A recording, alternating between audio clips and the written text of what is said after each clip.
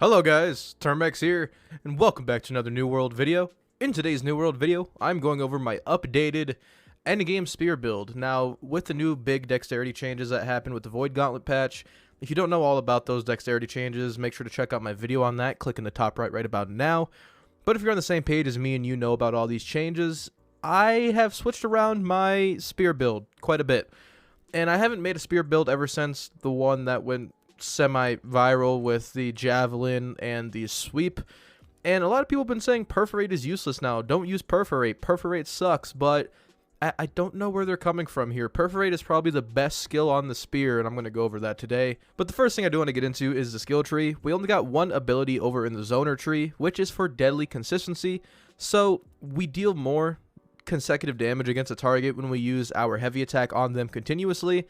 So we're basically doing 30% more heavy attack damage if you're just laying into a target, which is great in PvE when you're not getting constantly bashed in the freaking face and you have your tanks doing their job. You're putting out a lot of DPS. We have precise jabs, so we have light attack increased critical hit chance. We also have refreshing jabs, so all of our spears cooldowns are reduced on the second hit on our light attack chain. And this is by 10%. If you don't know what this means, it basically means when you use an ability, you have your 10-second cooldown, but on the second light attack change, you can see it goes white a little bit. That is the cooldown, that second hit, and that will trigger the 10%. We have finishing blows. This is kind of a no-brainer. We just deal 15% more damage with targets that are below 30% of their health. Very good to finish off people that are running away. We also threw in unnearing precision. This basically means we deal 20% increased damage to somebody with grit. Now that we do have Skewer, this has a great synergy with this, because if somebody has grit and they're taking my bleed procs, it's going to do 20% more damage for the duration of their grit. And most grits in the game last 1 to 2 seconds, so we're going to get 2 ticks of bleed doing 20% more damage. Now we do have aggressive maneuvers, and this is your first successful hit with an ability after dodging. You get a 20% cooldown on all spear abilities. This is just great for cooldown cycling, if you don't know what that is. Basically, what you're going to do is you attack something, you're going to dodge, use an ability, dodge, use an ability, and my cooldowns are back. Now we're going to dodge again, use an ability, dodge again, use an ability. You get the point, right? You're going to constantly do this, and you're constantly getting your cooldowns back. So you're not sitting here all day waiting to actually use your abilities. If you time this right, a lot of the time you will just have everything back and you won't have to worry about cooldowns in the first place. So that's overall why I like it so much. We also have exhiberating crits. I'm pretty sure that's exacerbating. That sounds dirty. Crits. Critical hits extend the duration of your spear's debuffs and damage over time effects by 20%. So that just basically means when we hit a critical hit while somebody is bleeding, that bleed will last 20% longer, and that adds up to quite a bit of damage. We also have exposed wounds, so when targets are bleeding, my critical hit chance goes up by 15%, which is honestly very, very good. And finally, the capstone, which is exploited weaknesses. This is probably one of my favorite capstones for spear, because I'm not a big fan of the reserve strength, as I'm always dodging and I never really use it anymore. But we get a 10% damage bonus for each debuff that's on a target. Bleed counts as debuff, stun counts as debuff, poison, all these fun stuff, right? Now, traditionally in battle, you're going to have somebody with 3 stacks of rend, somebody bleeding, and that's 20% damage right there. You're getting 20% damage just by using your whole kit in general. But in PvE, you're going to be running with your buddies, you're going to be running with a group, and with everybody's builds, they're always going to be having some sort of debuffs on an enemy. So you're basically getting an overall 30% damage increase at all times when using the spear. And overall for me, I think that's really, really worth it. And if you're wondering, well, Rend and Skewer only give me 2 debuffs. How do I get the other ones? Well, if you're using a bow, like I love to use a bow, poison shot counts as a debuff. Shoot a poison shot at their feet. That will last at least 24 seconds if you have the right abilities. Get your other things going, and you have 30% damage in your 1v1 situation, and you're doing a crap ton of damage at the end of the day. Now, as for the actual abilities, we have Perforate, newly buffed so that it's 70% went up to 80% weapon damage, and you also still apply the same rend. 5% per jab for 10 seconds, basically meaning if you hit all 3 of your jabs, this set target has 15% damage absorption for 10 seconds. And I want to make something clear on this, because not a lot of people actually know. The Rend debuff just makes it so that specific person takes 15% more damage from anybody. It could be somebody in my group that shot him with a musket. It could be a random enemy that hit him for no reason. that person is always going to take 15% more damage from anybody, anything and everything. That's why I love Perforate so much, because it has so much utility that both applies to PvP, PvE, and it's just a versatile ability, and I don't understand why people are hating on it so much when it's literally so vital. This alone, combined with weakened defenses, you're getting a overall 45% damage buff for just playing with your kit and not really putting too much effort into it, and that within itself is very powerful. And of course, we do have the add-ons like Rupturing Strikes, so the rend is increased to 10% per strike if the targets are above 50% health. Now, I want to talk about this. People don't understand, with that rend, that 10% per strike is, I don't know if it has an internal cap, because I don't know if that means it's a 30% rend as opposed to a 15% rend. I could be wrong. I do want to do more testing with this, but it's hard to actually tell without doing the math behind it, because you have to put 3 stacks of rend on your friend and do the damage difference as opposed to above 50% health or below 50% health. If somebody in the comments can clarify this, does this mean if they're above 50% health, you do 30% collectively? Or does this just mean you do 10% each jab up to the 15% cap that Perforate traditionally has? And finally, impactful strikes, meaning the target is staggered if you successfully land all 3 hits. These are the 3 hits I am talking about right there. They will get staggered, can't use their abilities for a split second. Very good to transition into Vault Kick and keep them semi-stun locked. Now we have Skewer. Basically, we rush forward and we deal 125% weapon damage, and we apply a 10-second bleed. That deals 20% of our overall weapon damage every 1 second. So we get 10 ticks of 20% damage, overall 200% over time. But the thing I do love about this, it's on a 15-second cooldown. Skewer also deals 20% increased damage against targets with full health, which is nice, rising that 125 up to 145 weapon damage, which is decent, but it does not apply to the bleed over time. Follow through, which means you gain in power if Skewer basically hits a crit, and this is a 20% in power for 10 seconds, which is absolutely insane. But a lot of people are going to ask, why would you do that? How do I know if I'm going to always crit? This is an unreliable skill, it's Termex. Well, if you are running dexterity with a spear, like you traditionally should be, at 300 dexterity, guaranteed critical hit after a dodge. It can only be procced once every 10 seconds, but Skewer within itself only has a 14-second cooldown. But granted, if you do the cooldown cycling, you can get it back faster, but this just means I could dodge, activate my bleed, and you can see at the bottom of my screen, I get that 10-second empower, and that empower runs out exactly at the same time where that 300 dexterity runs out. Look at the cooldowns, right? We're going to do it again, and look at that. They're both 10 seconds, so you can't really fuck this up here. You're going to have that, you're going to have the crit, and by the time that your empower is over, just Vault Kick to get your stuff back and basically do it all over again. Very, very easy to maintain this damage. And then finally, we do have Deep Wound, which just basically increases the bleed duration from 10 seconds to 15 seconds. So we're going to be dealing the 20% weapon damage over 15 seconds, which is actually 250% weapon damage collectively. But it is in the form of bleed, so it is damage over time. But this effect can be increased or even lengthened by certain jewelry rules, like I think it's Bloodletting. I think that's a jewelry roll that increases bleed duration, so you could actually build this to be a lot longer than 15 seconds. I do want to mention Perforate and bleed do count for one another. If somebody has Perforate and they have the stacks of rend, your bleed will indeed do more damage. And finally, Vault Kick. Vault Kick is just my favorite ability in the game. You jump forward, you stun somebody in the face, you interrupt what they're doing, and you stun them for 1.5 seconds. I would not recommend you run any sort of taunt gem with Vault Kick, even though it's taunt gem compatible.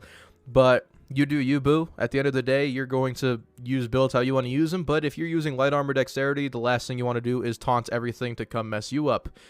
Other than that, we do have Relentless Blows. So we gain in power after a successful hit on targets that are below 50% health. And this is another 20% in power that lasts 5 seconds. But this does not stack with follow through. In my experience, they overlap each other, and it's just the same old 20% on a different duration. But it is good, because if you can't get that guaranteed crit on Skewer, you could always just Vault Kick somebody with low health and get that 20% additional damage. And finally, Continuous Motion, probably one of the best cooldown abilities for the whole spear in general. When you hit with a Vault Kick ability, all your other spear cooldowns are reduced by 30%, which is just amazing. Now, a lot of people are going to ask, why the hell aren't you using Sweep? It's so meta. You need to start using this. Well, I'm noticing a meta with spear builds where it's just knock people on their ass, javelin, sweep, vault kick, which was my traditional first build that I ever posted. A long time ago, I loved using javelin, I loved using sweep, and I loved using vault kick collectively. But nowadays, people just dodge through your freaking javelin with iframes. They sweep through it. Sweep is nice, but you're dealing 75% damage with grit. All you're really doing is knocking them on their ass, delaying the inevitable. I would rather just vault kick them, get the stun, guarantee my bleed proc, maybe guarantee a stack or render too, and then continue fighting. You're not really relying on anything with sweep other than crowd control. With sweep, it is nice to get a tank on their ass or a healer on their ass, but you're not doing any damage. This isn't helping you kill anything. Yes, maybe you could sweep them and then apply your bleed, but from my experience, when you sweep somebody on their legs, they can get up pretty quickly in comparison to the 1.5 second stun vault kick provides. And as for javelin, it's fun, it's quirky, it's a little bit off meta, but it's hard to hit those headshots. But if you're a god with it, with Godspeed, do whatever you want with javelin. And Cyclone, the buff Cyclone is nice, but I wouldn't see this as a light armor dexterity thing. I would see this as like a heavy armor, strength, war, AoE, get people off the point ability. If you're in heavy armor and you could do this on a group of people in war, you're going to knock their asses back and slow them down, and you could probably change the tides on a certain point if you have enough people running this ability. Now that it also has grit, now that it also has the bonus damage from the update, it's not too bad of an ability for that situation. Other than that, here is my dexterity spec. I am 425 dex traditionally. I swapped out a piece of armor because I am on a mining trip. Constitution is generally at a 50, but I am trying something a little different with lower constitution. If I get like around 60 constitution and my traditional 400 dexterity, I could eat a 40 con food for war, have 100 constitution, and still maintain my 400 dexterity damage, which is very nice.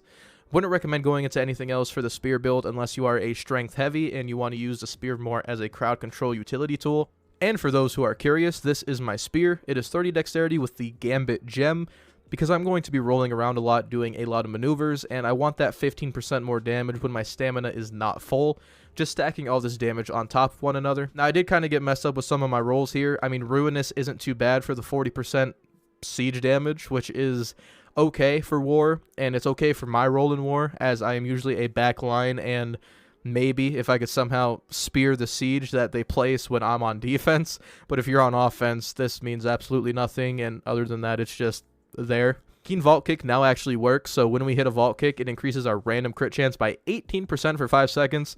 Great for proccing things and doing more damage. And we also have the newly buffed Life Stealing, so we gain 5% of our damage as health. It does not trigger with poison over time like our bleed. No, we cannot bleed on a target and vampire heal off of them. I'm sorry, that would be a little overpowered. I would make a cool build and title for that, but it's only on actual instant damage, not persistent damage, so poison shot won't work.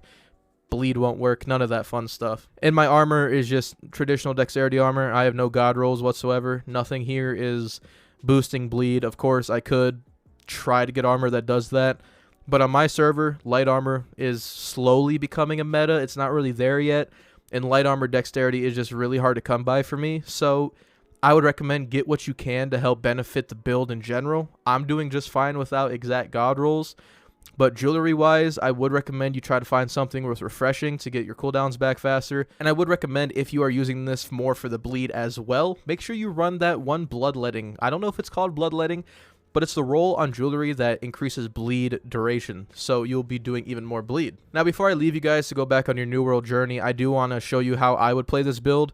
Let's say this is little Timmy right here, and you want to kill him. One thing, I would never lead with Vault Kick unless you want to, as it's a very good cooldown. You don't want to immediately put your Vault Kick on cooldown.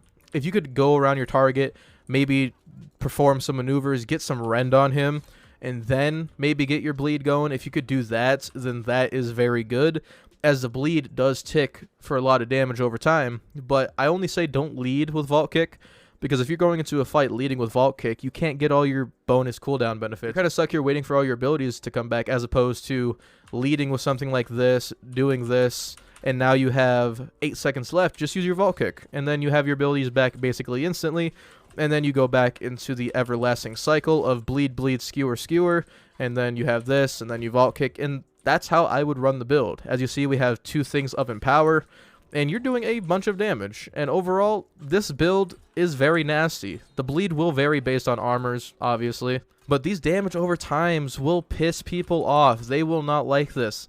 when you're constantly bleeding and you're constantly stunning and you're constantly using your abilities, people are going to get pretty freaking aggravated at you. But I will say, you're in light armor, you don't have a lot of health. Your biggest downfall is going to be mages. Mages have always been a problem for me as a light armor player because that's just how it is, in all honesty. When you're going against mages, they could probably 2 to 3 tap you, especially if you're not spec for elemental resistance like I am. I prefer the elemental resistance spec just because how good it really is, because I'm not going to be always in a melee fight with somebody at all times. I'm going to be at range. The only people hitting me are going to be muskets with burn shot or mages with fire staff. So having that elemental resistance gems is going to be very beneficial for you, as that's your main role as a ranged DPS. But anyway, guys, if you did enjoy today's video, please make sure you guys leave a like on it, as it helps me out a lot and spreads my videos out more to the New World community. Make sure you guys subscribe so you never miss out on another video from me, and consider joining my Discord. It's in the link in the description below, and it would mean a lot if you guys join that as well. And just, honestly, guys, thank you for the growth recently. You guys have been amazing supporting my New World content. I've always been a Borderlands YouTuber, and I never knew the switch to New World would be positive. A lot of people think I quit Borderlands. A lot of people think I don't touch it anymore. I still love Borderlands. I still love playing it, but there's no content for the game, and I'm just posting the game I enjoy at the moment. So it means a lot that you guys have been sticking around, and yeah, thank you guys for watching today's video, and you guys have a terrific day, and I will see you guys later.